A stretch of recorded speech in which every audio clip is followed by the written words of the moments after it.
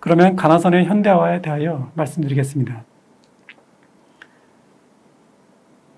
대예스님의 가나선은 이미 당시에 상당히 현대화되고 대중화된 시행 방법이었습니다. 그래서 저는 대예스님은 당시에 인플루언서였다고 생각합니다. 인플루언서는 영향력이 있는 사람이죠. 스님은 당시에 사대부, 학자, 여성, 또 수많은 스님들과 편지로 소통했습니다.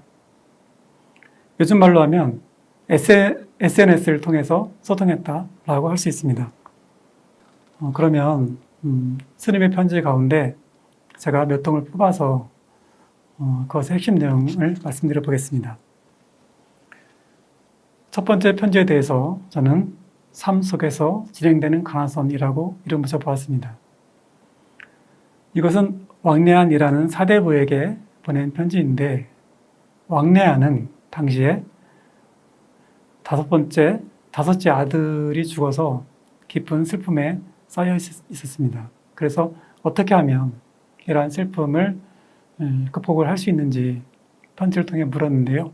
여기에 대해서 스님은 다음과 같이 대답을 했습니다.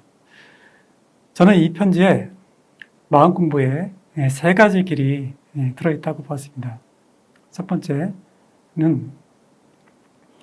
읽으면서 말씀드리겠습니다.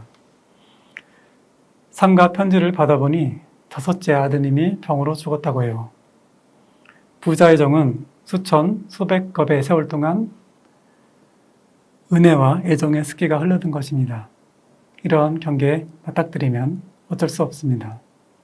즉 스님은 왕래안의 슬픔에 깊이 공감을 하고, 그리고 왕래안 스스로가 그러한 경계를 수용하도록 이야기하고 있습니다. 두 번째는 번뇌하는 바로 그때 그 번뇌가 어느 곳에서 일어나는지 이리저리 자세히 따져보십시오. 만약 이러한 곳을 따져보아도 찾을 수 없다면 지금 현재 번뇌하는 것은 어디에서 나온 것입니까? 번뇌하는 바로 그때 유입니까? 무입니까? 허입니까? 실입니까? 라고 대답했습니다.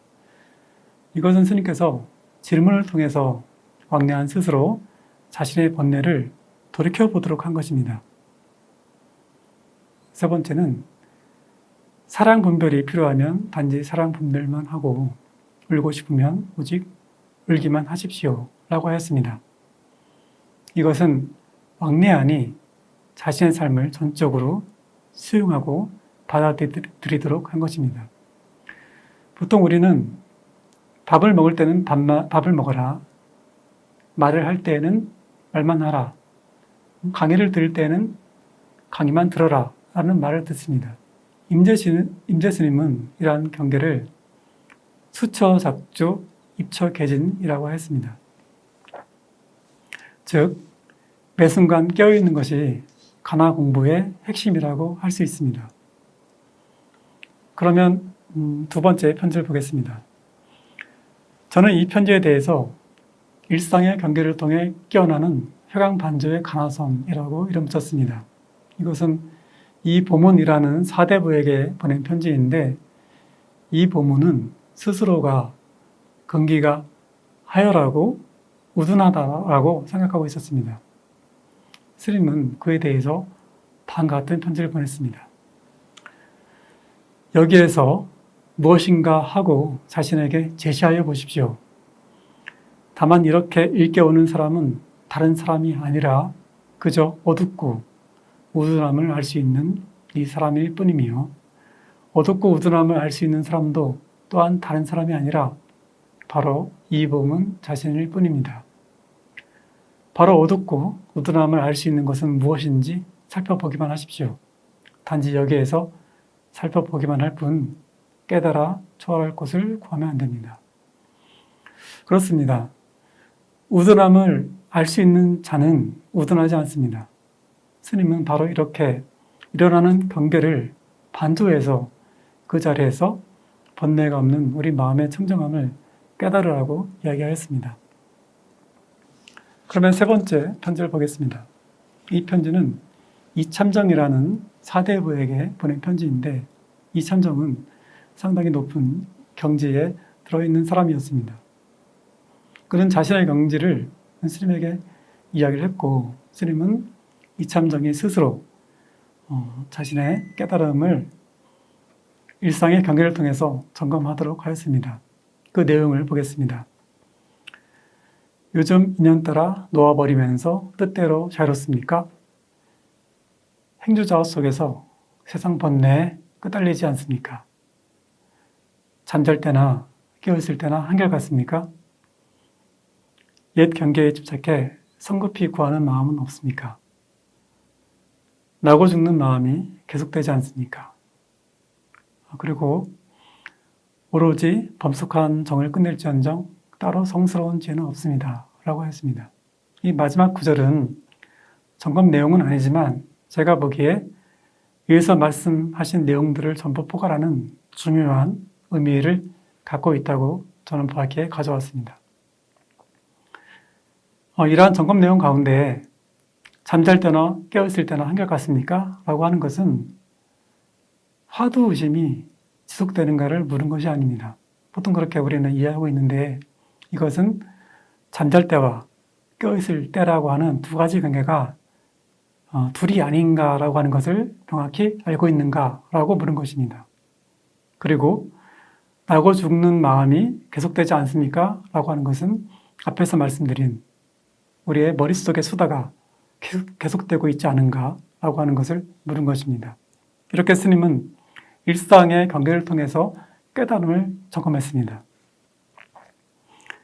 자, 그러면 가나선의 현대적인 접근이 필요한 이유에 대해서 말씀드려 보겠습니다. 지금까지 가나선의 주창자인 대스님과 관련된 편지와 관련된 이야기를 했는데요. 이처럼 대스님은 900여 년 전에 남성시대에 그 시대에 가장 적합한 방식으로 사람들에게 도움을 주었습니다. 지금 여러분들께서 보고 계신 이 편은 데니얼 골먼과 리처드 데이비슨이 명상하는 뇌라는 책에서 이야기한 것을 제가 정리했습니다. 이것은 명상의 다양한 수준과 특징을 보여줍니다. 명상은 기본적으로 깊이의 길과 넓이의 길로 나눌 수 있고 그 수준은 제1수준에서 제5수준까지 나눌 수 있습니다. 제1수준이라고 하면 순수한 형태의 명상 방법, 전통적인 수행 방식을 이야기합니다. 제가 문화적인 차이로 발생한 오해를 해소하고 방해될 만한 요소들을 뺀 형태입니다.